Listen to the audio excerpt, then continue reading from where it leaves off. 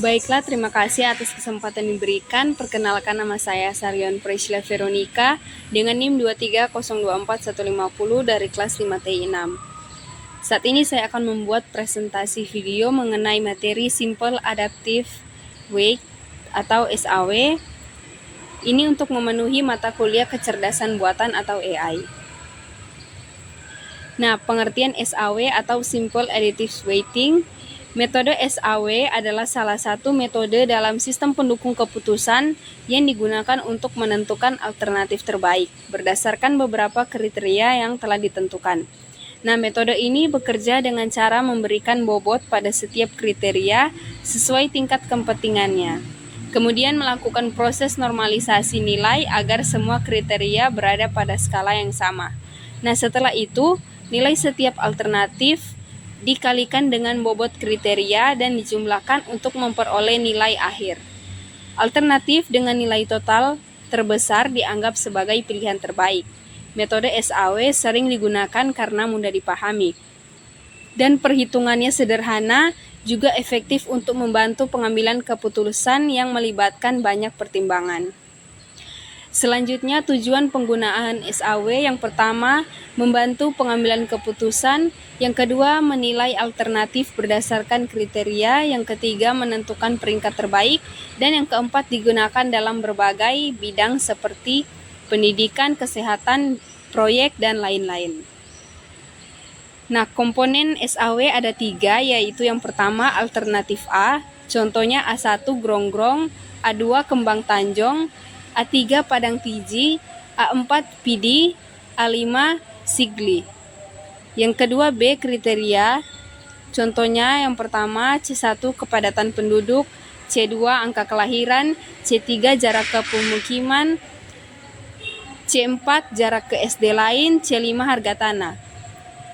Yang C bobot atau W, nilai kepentingan tiap kriteria, contohnya W1 sama dengan 0,15, W2 0,20, W3 0,20, W4 0,25, W5 0,20. Jumlah bobotnya sama dengan 1. Nah, jenis kriteria, kalau jenis kriterianya benefit, maka semakin besar semakin baik. Jika jenis kriterianya cost, semakin kecil semakin baik. Nah, dalam kasus C1 kurang C4 sama dengan benefit, C5 atau harga tanah sama dengan cost. Selanjutnya, langkah-langkah metode SAW. Langkah pertama, menentukan bobot. Bobot menunjukkan tingkat kepentingan kriteria. Langkah kedua, menentukan benefit dan cost. Digunakan untuk menentukan rumus normalisasi.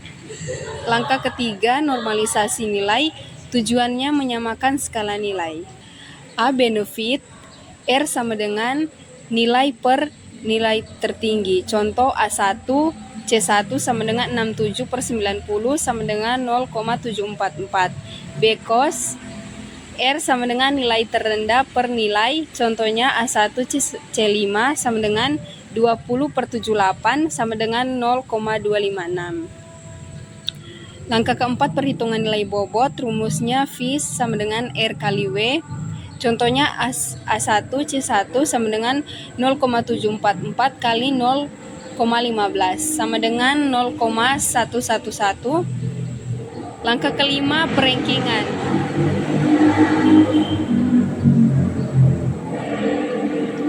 Langkah kelima, perankingan. Jumlahkan semua nilai tiap alternatif. A1 sama dengan C1 tambah C2 tambah C3 tambah C4 tambah C5. Alternatif dengan nilai terbesar sama dengan lokasi terbaik. Kelebihan dan kekurangan. Kelebihan metode SAW adalah proses perhitungannya yang sederhana dan mudah dipahami, sehingga cocok digunakan untuk pemula dalam sistem pendukung keputusan. Metode ini juga mampu mengolah banyak kriteria sekaligus dengan memberikan bobot sesuai tingkat kepentingannya, sehingga hasil keputusan menjadi lebih objektif. Nah, selain itu, SAW menghasilkan peringkat alternatif yang jelas dan mudah dianalisis, serta fleksibel, diterapkan dalam berbagai kasus seperti pemilihan lokasi, penilaian kerja, atau seleksi peserta. Nah, kekurangan metode SAW terletak pada ketergantungannya terhadap penentuan bobot kriteria. Karena jika bobot tidak diberikan secara tepat, maka hasil keputusan bisa menjadi kurang akurat. Metode ini juga mengasumsikan bahwa setiap kriteria bersifat independen, padahal dalam kenyataannya beberapa kriteria bisa saling memengaruhi. Selain itu, metode SAW menggunakan perhitungan linear yang tidak mempertimbangkan ketidakpastian data, sehingga kurang cocok untuk kasus dengan data yang bersifat subjektif atau tidak pasti. Nah, kesimpulannya metode SAW merupakan metode sistem pendukung keputusan yang efektif dan praktis untuk membantu menentukan pilihan terbaik dari beberapa alternatif berdasarkan banyak kriteria. Nah, dengan proses normalisasi dan pembobotan, metode ini mampu menghasilkan peringkat alternatif secara objektif dan sistematis, meskipun memiliki beberapa keterbatasan seperti ketergantungan pada bobot dan sifat data. SAW tetap menjadi metode yang banyak digunakan karena kemudahannya dalam perhitungan serta kejelasan hasil yang diperoleh. Nah, oleh karena itu metode SAW sangat cocok diterapkan pada pengambilan keputusan yang memerlukan evaluasi dari berbagai aspek secara terstruktur. Nah, sekian presentasi video yang dapat saya sampaikan. Terima kasih.